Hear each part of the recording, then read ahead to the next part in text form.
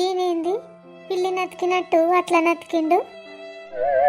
దయ్యం వచ్చినట్టు అట్లొస్తేవేమే ఇప్పటికే భయపడి వస్తున్నా. ఏమైందయ్యా, ఎందుకు అట్లా భయపడుతున్నావు? భయపడకపోతే ఏమున్నదే ఇంట్లో? దయ్యాలు తిరుగుతున్నారో తెలుస్తలేదు, మనుషులు తిరుగుతున్నారో తెలుస్తలేదు.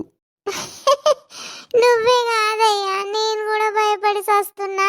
భయపడుతూ ఉండడం అవసరమాయే? మన లిల్లీని మన ఇంటికి తోలుకొని పోదాంపా. ఒక 2-3 నెలలు మన దగ్గర ఉంటుంది, రెస్ట్ తీసుకున్నట్టు ఉంటుంది, బిడ్డ మన దగ్గరకు వచ్చినట్టు ఉంటుంది. ఈయనే ఉందామంటవేమే నువ్వు? ఎన్ని రోజులు ఇట్లా భయపడుతూ చావాలే ఈ దయ్యాల కొంపలా? ఇప్పుడు సడన్ గా ఎట్లా పోతామయ్యా? 15-20 రోజులు ఆయలు ఇల్లు డెలివరీ అయ్యి, ఇక చూడు తల్లిదండ్రులు అట్లా వదిలేసిపోయారు. ఆ పిల్ల పెద్దగానే ఉంది కదా, వండుకొని తినలేదా గాయంత పూర్తి అని అంటారు. నువ్వేమోనే ధైర్యంగానే ఉంటున్నావు కానీ నాకే ఉచ్చబడుతుంది. రాత్రి ఇలా ఉచ్చొచ్చిందంటే పక్కనే పోసుకునే పరిస్థితి ఉన్నది ఇడ. ఎవరో ఏమో డోర్ సాట్ నుంచి పిలుస్తున్నట్టు వినబడుతుంది, అక్కడి నుంచి మళ్ళీ అటు పోతున్నట్టు కనబడుతుంది. అయ్యో దేవుడా, ఏంది లొల్లి? నేను చిన్న ఉన్నప్పుడు కూడా భయపడలేదు ఉచ్చబోడానికి, ఇప్పుడు ఉచ్చబోవడానికి కూడా అది కాదయ్యా, రఘుబాబుది పెళ్లి చూపులు పెట్టుకుంటారట. ఎవరో అమ్మాయిని హైదరాబాద్లో లవ్ చేసిండట. ఆ అమ్మాయిని తొలకచ్చుకొని ఇక వాళ్ళ తరపున ఉన్న వాళ్ళని తొలకచ్చుకొని మాట్లాడతారట, పెళ్ళి చేస్తారట. ఇక అదే సుంటిది వస్తుందో మన లిల్లికి తోటి కోడలు. అందుకే ఇక మనము తల్లిదండ్రులుగా దగ్గరుండి అన్నీ చూడాలి. ఇక అమ్మాయికి మళ్ళీ కష్టమవుతుంది కదా. అమ్మా, అగో లిల్లీ వచ్చినట్టుందయ్యా, లేవు.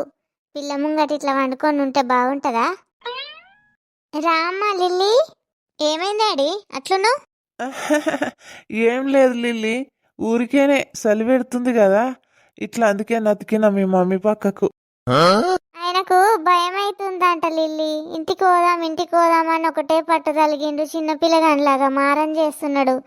ఇంట్లో చూస్తే ఎక్కడ చూసినా దయ్యం చూసినట్టే కనబడుతుందట. భయపడుతున్నాడు లిల్లీ. ఎందుకే డాడీ, ఎందుకు భయం అవుతుంది? మా అత్తమ్మ పోయింది వచ్చింది కదా, సంజు తీసుకొని వచ్చే కదా పొద్దున, ఇంకెందుకు భయము? ఇక మంచిగానే ఉంటుంది మా అత్తమ్మ కొన్ని రోజులు. ఆ స్వామీజీ దగ్గరికి పోయి మంత్రిచ్చిన తాయిత తీసుకొని వచ్చి మెడల కట్టిండు మా అత్తమ్మకు. ఇక ఏం కాదన్నాడు. కొన్ని రోజులు ప్రశాంతంగా ఉండాల్సిందే, ఇక భయమేం లేదు డాడీ. రఘు పెళ్ళి అయ్యేదాకా కొంచెం ఇక ఈ ఇంట్లోనే ఉందామని డిసైడ్ అయింది మా మామయ్య కూడా. రఘు పెళ్ళి అయిన తర్వాత ఆలోచిస్తాం ఇక. రఘు పెళ్ళి అయ్యేదాకా మేము కూడా ఇక్కడనే ఉండాలినా అమ్మ? అట్లేం లేదు డాడీ, మీరు పోయి రావచ్చు. మళ్ళీ చెల్లెలు ఒకతుంది కదా, పోతే మీ ఇష్టం పొండి. మరి మా అత్తయ్య ఏమంటుందో అని మమ్మీ ఆలోచిస్తుంది అంతే. అదేనమ్మా, కొంచెం ఇంట్లో పనికి ఆసరైతున్నా కదా, నువ్వు పిల్లగాంతో ఎట్లా చేసుకుంటావు ఒక్కదా నువ్వు? అందుకే పోతలేను లిల్లీ.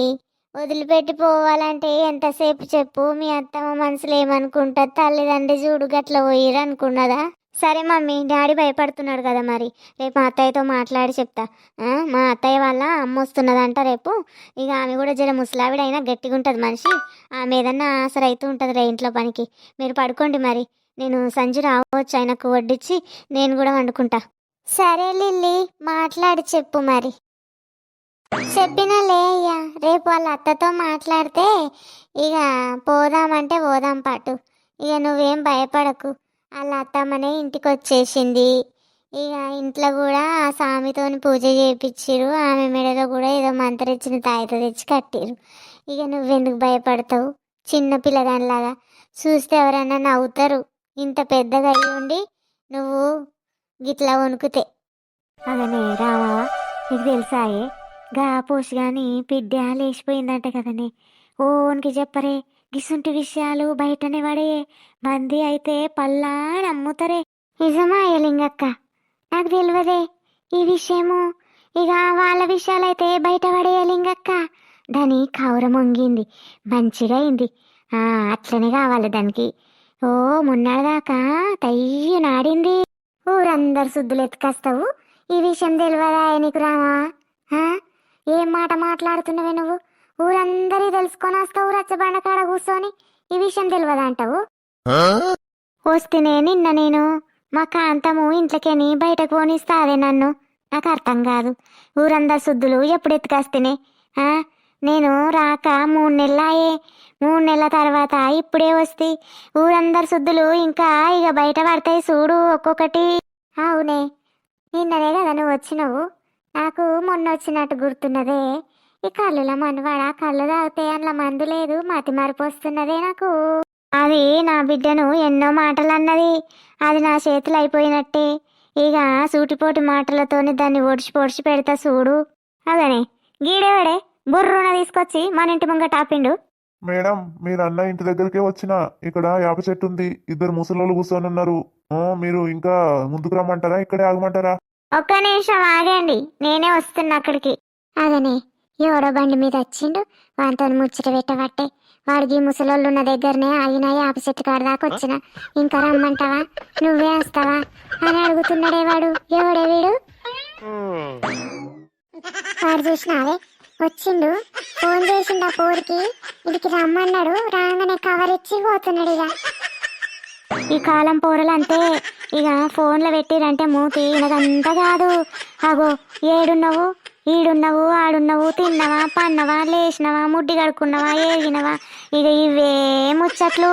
ఆగు, గిలిచ్చడానికి అడుగుదాం, అడిగితే అన్ని చెప్తాడు. వారి పిల్లగా ఆగురా. ఓ భలే పని చేసినావు గాని, ఇక స్వీట్ దగ్గరికి ఎవడ్రా రోజు వచ్చి ఒక కవర్ ఇచ్చిపోతున్నాడు. డెలివరీ బాయ్, మనం ఏమైనా ఆర్డర్ పెట్టుకుంటే వాడు ఇంటికి వచ్చి ఇచ్చిపోతాడు. ఆగో ఇదేం విచిత్రం బ్రో, ఇంటికి వచ్చి డెలివరీ చేసిపోతాడా? ఆ పోరికి పెళ్ళే కాలేదు కదరా, డెలివరీ బాయ్ అంటావు, డెలివరీ చేయనికి వస్తాడా అంటావు. ఏమోనే రాజావా, ఇదంతా విచిత్రం విచిత్రం ఉన్నది, ఏం అర్థమైతలేదు. ఇంటికి వచ్చి డెలివరీ చేసిపోతాడట. అగో ఇదేం విచిత్రం అమ్మా.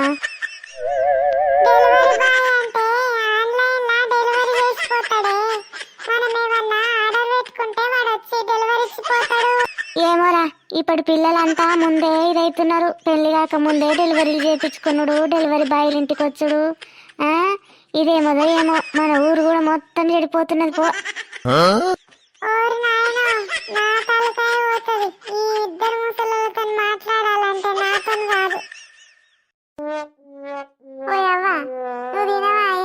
ఎంతసేపు ముచ్చట పెడతావే లింగక్క, యాడికి పోదు గంట తిండు. ఇక మాస్తున్న బిడ్డ, ఆకలి కూడా అవుతున్నది, తినేస్తానే లింగక్క. నువ్వు కూడా పోయి తినరాపో, మళ్ళా కూర్చొని మాట్లాడదాం గాని. పో తినరాపో పా బిడ్డ, మళ్ళా అసలు రోజులయ్యే కదా ముచ్చట ఆడదామని వస్తే. తిన్నాక కూడా ఆడొచ్చు ముచ్చటపా.